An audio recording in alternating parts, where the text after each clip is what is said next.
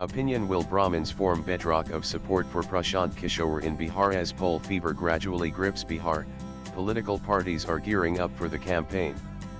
The main rivals, the National Democratic Alliance (NDA) comprising the Bharatiya Janata Party (BJP), Janata Dal United (JDU), and some minor partners, and the India Alliance, primarily made up of the Rashtriya Janata Dal (RJD) and the Congress with a few minor players, are in the process of preparing their strategies.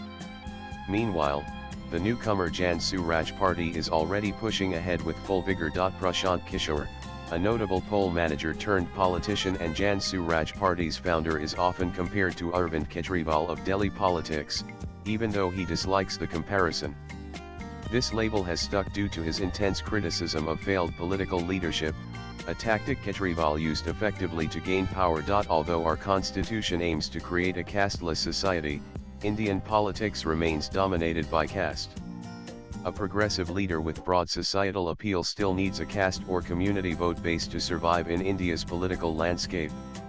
A prime example is former Delhi Chief Minister and Aam Aadmi Party (AAP) founder Arvind Kejriwal. Kejriwal initially rose to prominence on an anti-corruption movement, but he managed to stay in power for almost 12 years with the support of the Banya caste, to which he belongs and which comprises 6% of Delhi's voters. While the Banyas voted for the BJP in the 2014 and 2019 Lok Sabha elections, they shifted their support to Kejriwal in the 2015 and 2020 Delhi Assembly polls. The Aam Aadmi Party could be removed from power in the 2025 Assembly elections only if the Banyas shift their support to the BJP. Prashant Kishor, who personally handled AAP's campaign and management during the 2020 polls and remotely controlled the 2025 polls through his company, understands this dynamic well. As Jan Suraj's leader in Bihar, Kishor emphasizes moving beyond caste-based politics, focusing instead on governance, education, and employment. However, in a state where caste dynamics are deeply rooted, his upper caste background, which he may not publicly acknowledge, limits his appeal among backward and marginalist communities. Rival parties emphasize his caste to consolidate their support bases, further complicating this perception. To be fair to Kishor, despite being born a Brahmin, he has not explicitly positioned Jan Suraj as a Brahmin-centric party. Instead, he aims to build a broad-based coalition that transcends traditional caste alignments. This approach includes fielding candidates from diverse backgrounds, including Muslims, to appeal to a wider electorate. However, given the caste dynamics in Bihar's politics, Kishor the strategist knows he needs a caste vote base to launch his party and gain broader support.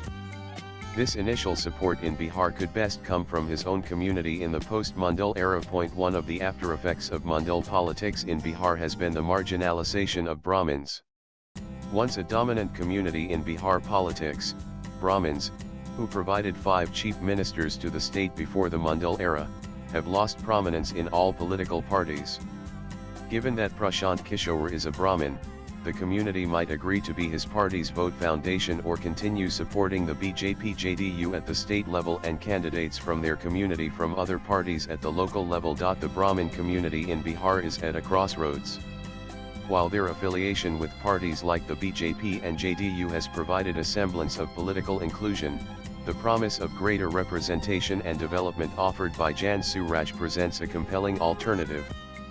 They understand they have little space in the opposition alliance, where a recent statement by an RJD MLA indicated that Brahmins in politics today are on the back foot. Brahmins in Bihar constitute about 4% of the population, with 3 major subcastes: Maithil, Kanyakubji, and Shekhaldweepi.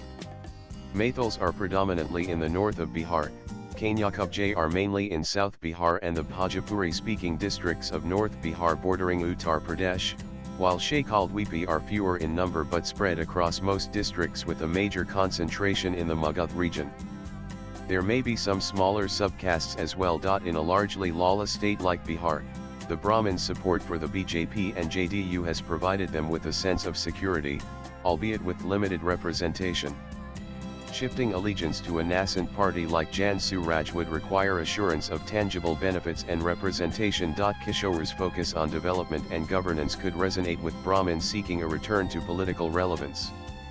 His emphasis on systemic issues rather than caste-based mobilization offers an alternative narrative that might attract educated and urban Brahmins disillusioned with traditional politics. Swipe left for next video. However, elections in Bihar are won more in its villages than in its towns and cities. According to the caste census, 89% of Bihar's population is rural. Only time will tell whether the Brahmin community will become the bedrock of Jan Suraj's support or continue their allegiance to established political entities. The writer is author and president, Center for Reforms, Development Justice. Views expressed in the above piece are personal and solely those of the author. They do not necessarily reflect News 18's views. Latest blogs.